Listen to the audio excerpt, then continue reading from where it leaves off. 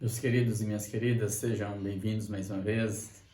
Eu te convido a abrir sua Bíblia em Apocalipse, capítulo 2, para nós lermos a carta de Pérgamo, carta dirigida a Pérgamo, a partir do verso 12. Vamos fazer isso? Com temor e tremor, abra o seu coração, tente aprender o máximo, tirar suas conclusões, suas sabedorias daí, e no final nós oraremos juntos, levantaremos um clamor juntos por nós e por nossas vidas, nossas casas, nossa nação. Vamos lá juntos? O texto diz assim, ao anjo da igreja em Pérgamo escreve. Ao anjo da igreja em Pérgamo. Pérgamo aqui era a capital da Ásia Menor. Não era tão bela, não tinha a rota comercial que Éfeso e Esmirna tinha, mas ela carregava uma importância histórica muito longa, porque ela havia sido a capital dessa Ásia por 400 anos, até o ano 283, quando os Seleucidas ganham, que ficou uma das regiões deixadas por Alexandre Magno, o Grande, E aí segue até o ano 100 e pouco, com Átila III, quando ele cede essa região a Roma. E Pérgamo, por sua história, ela continua sendo a capital dessa província, E assim, ela tinha um formato bonito, porque a geografia dela era construída em cima de uma colina cônica, em forma de um cone, de forma que do alto de Pérgamo se enxergava o Mediterrâneo, o mar Mediterrâneo a 25 quilômetros de distância. Então era algo suntuoso e bonito. Então ela carrega essa expectativa. Era uma cidade também cultural importante. Carregava uma biblioteca de 200 mil pergaminhos. Só perdia para Alexandria, lá no Egito, de Ptolomeu. E diz a história que quando eles quiseram ganhar o título de maior biblioteca do mundo, aí trouxeram o bibliotecário, tentar trazer o bibliotecário de lá do Egito para cá, mas aí Ptolomeu faz o quê? Ptolomeu para a exportação dessa planta, desse papel que eles produziam, que era feito de um junco, a massa de uma planta aquática que crescia abundantemente ali nas margens do Nilo, era prensada e fazia algo como se fosse o nosso papel manilha de hoje. Ele proíbe. Então, a partir do momento que proíbe, força Pérgamo a criar, e daí nasce o pergaminho. Daí é que pergaminho vem da palavra Pérgamo. Eles começam a criar o pergaminho, que mais tarde ocupa o espaço e se torna o material ideal para se fazer os livros que eles faziam. Ok, então Pérgamo tem essa função, mas aí diz o texto, estas coisas, verso 12 ainda, estas coisas diz aquele que tem a espada afiada de 2 gumes. Eu quero falar sobre essa espada afiada de 2 gumes agora, presta atenção. Aí ele diz, conheço o lugar em que habitas, onde está o trono de Satanás, e que conserva o meu nome, e não negaste a minha fé, ainda nos dias de Antipas, minha testemunha, meu fiel, o qual foi morto entre vós, onde Satanás habita. A questão é o seguinte, o que ele chama aqui de trono de Satanás? A que referência ele está fazendo? Porque Pérgamo era um grande centro da religião, isso é fato. Você vai perceber isso, e eu quero chamar a atenção para alguns detalhes aqui. Primeiro fato importante, nós poderíamos pensar aqui que era porque ali estava lá no alto, a 25 metros de altura, bem alto, estava o templo a Zeus. Em função de uma batalha ganha anteriormente contra os Gálatas, que eram os bárbaros, eles constroem esse templo suntuoso a Zeus. Também a Atenas. Mas dificilmente os cristãos, em função da idolatria presente desde muito tempo, eu acho que dificilmente esses autores diriam que por conta disso ali seria o trono onde Satanás habita. Poderia ser também o trono onde Satanás habita em função do deus Esculápio, que era o deus curandeiro, também chamado de Salvador, competindo com Jesus. Era para ali que recorriam os doentes do mundo inteiro. Os seus templos, os templos de Esculápio, eram construídos perto dos hospitais. E as pessoas vinham porque diziam ser ele o curandeiro, aquele que daria cura. E Pérgamo tinha essa característica de atrair muita gente do mundo para ali. E também porque esse templo de Esculápio, Deus curandeiro, tinha como característica, como seu emblema, uma serpente. E a serpente carregava a ideia do diabo, de Satanás. Pode ser que também seja uma representação, mas ainda é pouco para um cristão ter medo disso. Sim, é pouco. E aí eu quero chamar a atenção de vocês para um detalhe importante. O que está em pauta aqui é que Pérgamo, de fato, amados, em função de Roma ser a Roma daquele tempo auge, de ser aquela nação que dominava, que gerava segurança, as pessoas clamavam por uma divindade. E desde Esmirna, que já vieram sendo construídos templos à deusa Roma e também ao César, desde o início do primeiro século. Então se observa que ali, em função do clamor do povo, que Roma queria unificar as religiões, ter uma religião só, o que ele faz? Em função disso, não por uma questão de lealdade religiosa, essas coisas, mas por uma questão de lealdade política. Aí Roma gosta e começa a fazer isso. Entendeu? Vamos então colocar os nossos imperadores como deuses. Aí nascem os templos a César.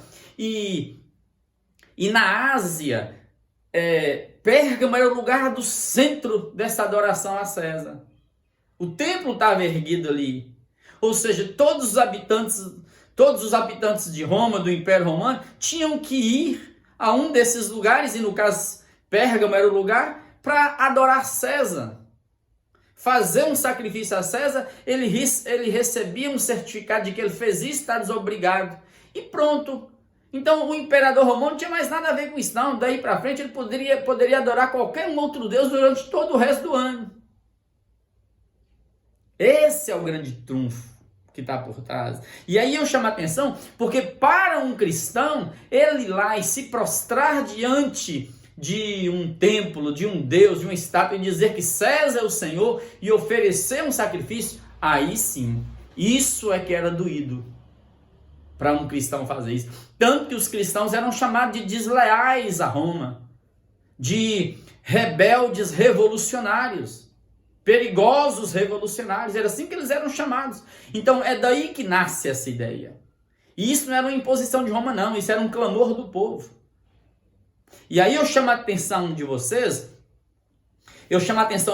para esse detalhe. Se você olhar para o capítulo 13 da carta de Apocalipse, nasce dali o centro, a grande Babilônia ali era Roma. Observe que de Roma nasce a primeira besta do mar das nações. Você vai entender então que já tem sentido o que João está dizendo. Que à medida que Roma vai dominando e globalizando e controlando o mundo, é preciso alguém, um imperador, alguém para governar as nações, para reinar sobre todos. O que já nos leva para lá, para capítulo 13.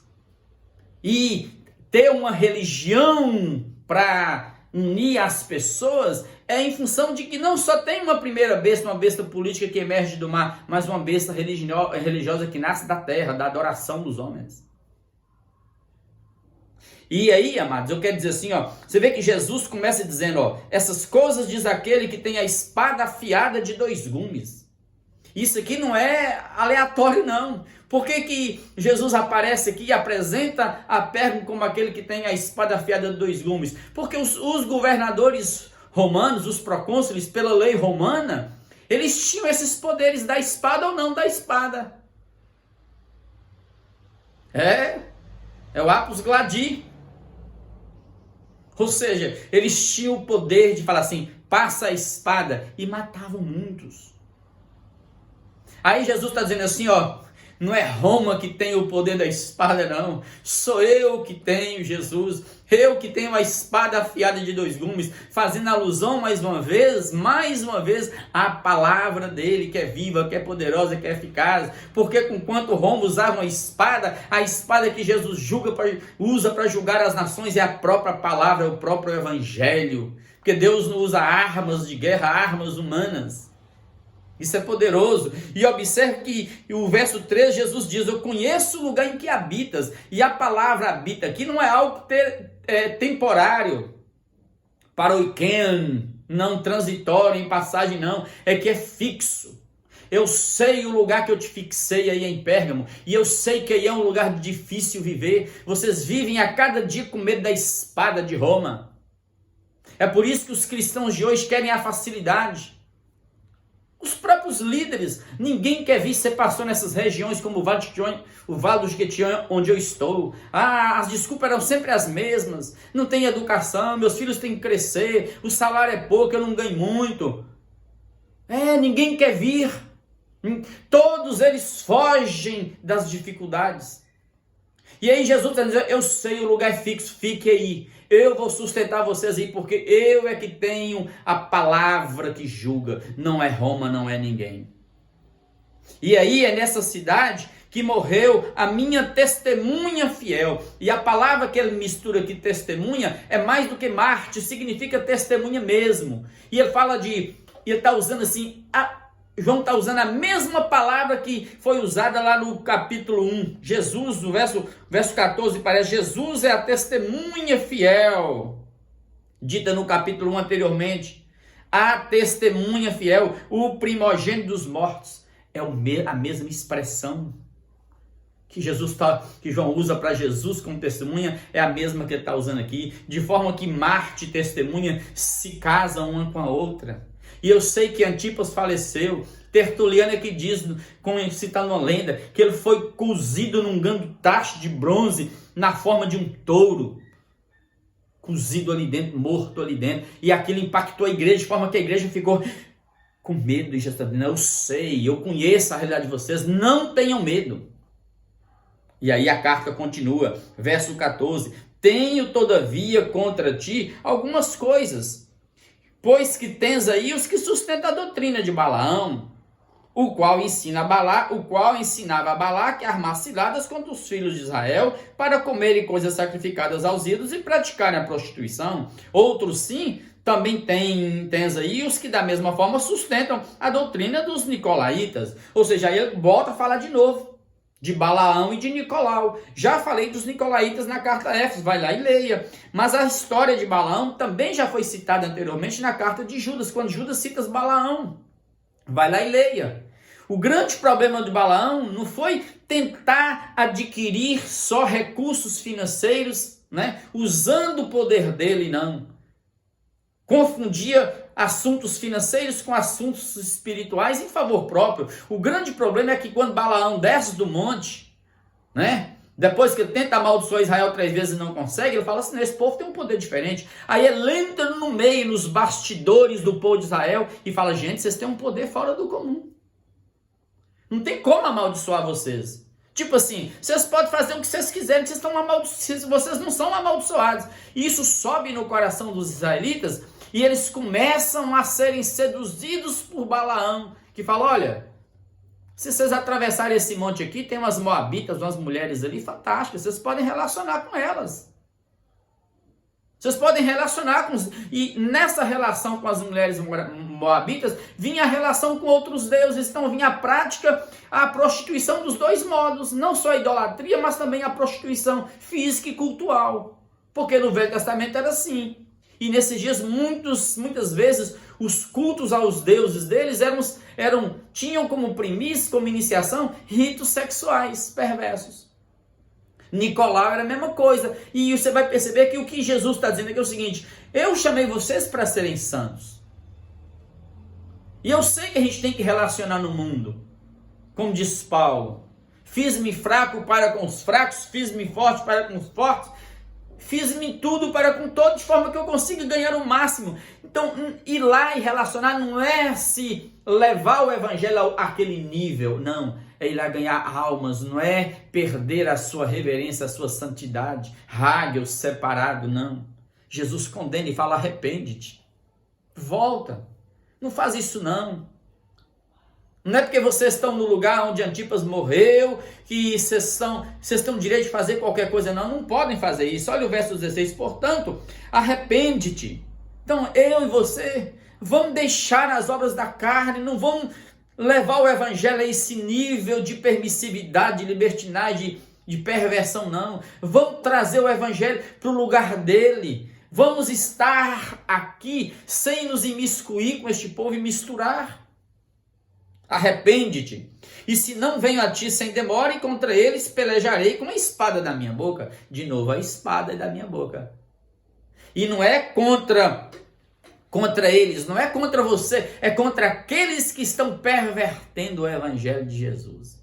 Então lembra de qualquer coisa, o Apocalipse começa em casa, é com aqueles que se dizem que são de Deus.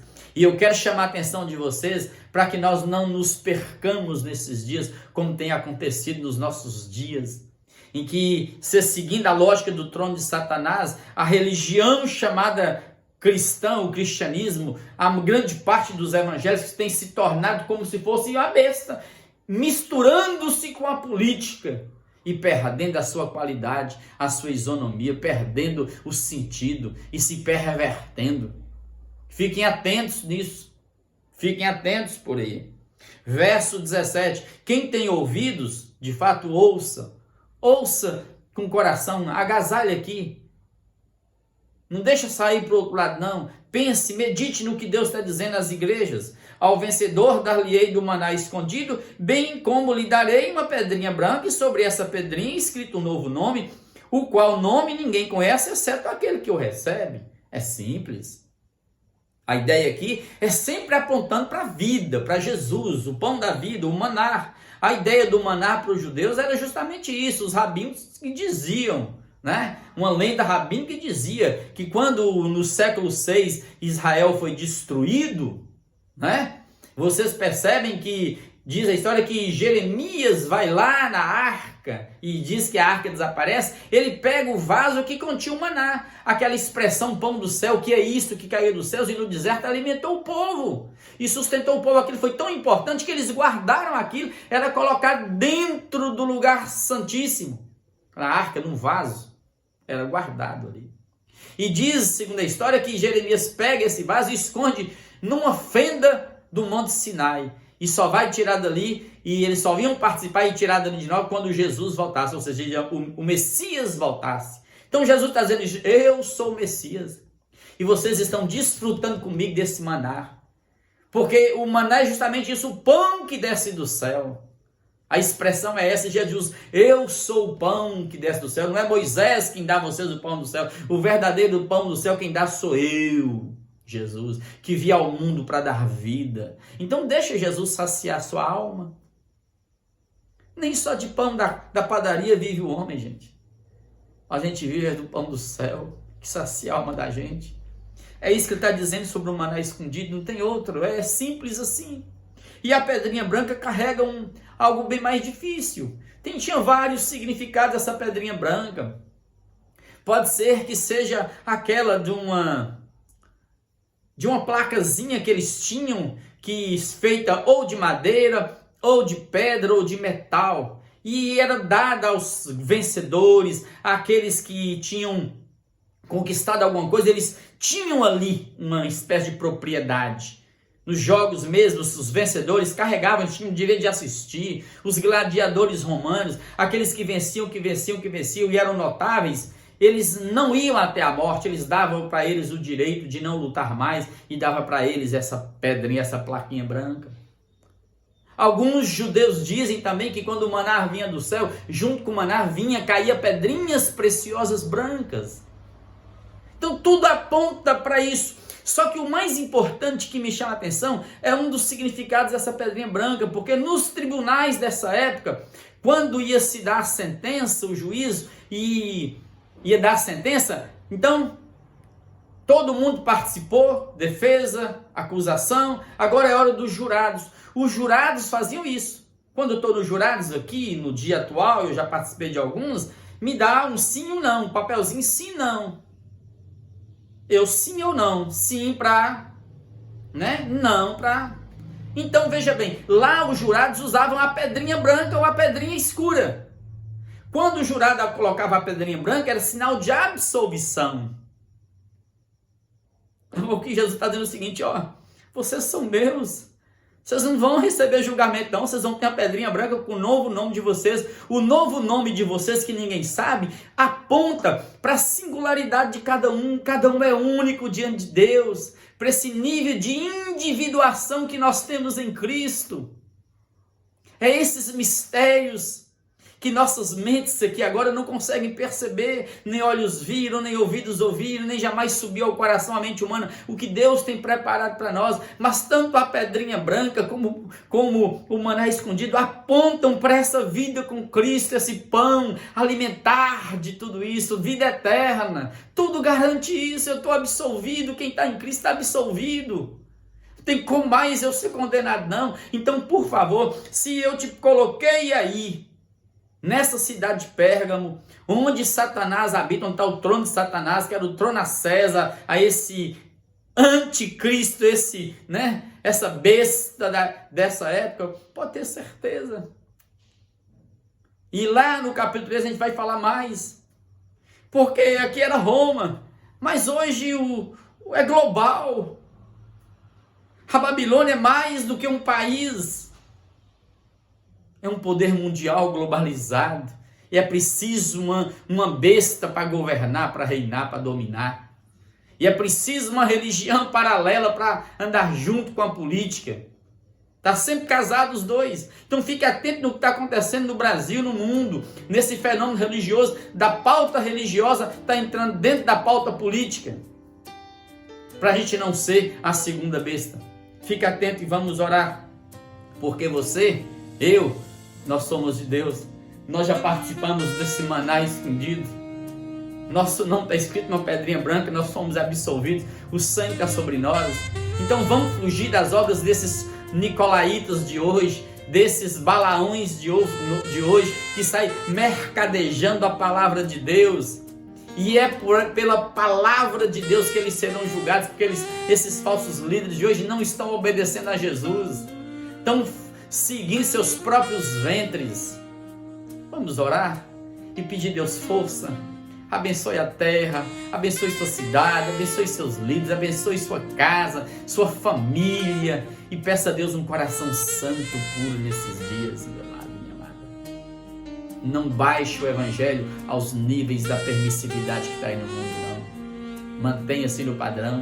E se você tem andado assim, seu coração tem sido inclinado para lá, escuta Jesus dizendo, arrepende-te, para que você não seja julgado pela palavra. Arrepende-te, volta, fecha os seus olhos, põe sua calma, pede a Deus o socorro agora, pede a Deus para abrir a porta para você, seja de emprego, fartar sua dispensa, curar seu coração, tirar a angústia, tirar seu medo, pede a Deus agora. Ore por aqueles que estão acometidos pela peste, aqueles que estão de luto, é muita morte na terra. Vocês não perceberam que a cada dia nós estamos sendo pressionados, é uma tribulação que vai chegando e pressionando a gente? Nós precisamos estar mais junto de Deus agora. Oremos.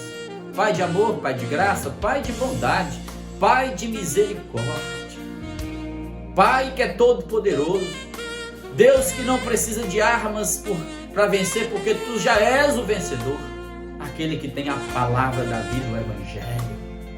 E é por ele que as nações, que todos seremos julgados.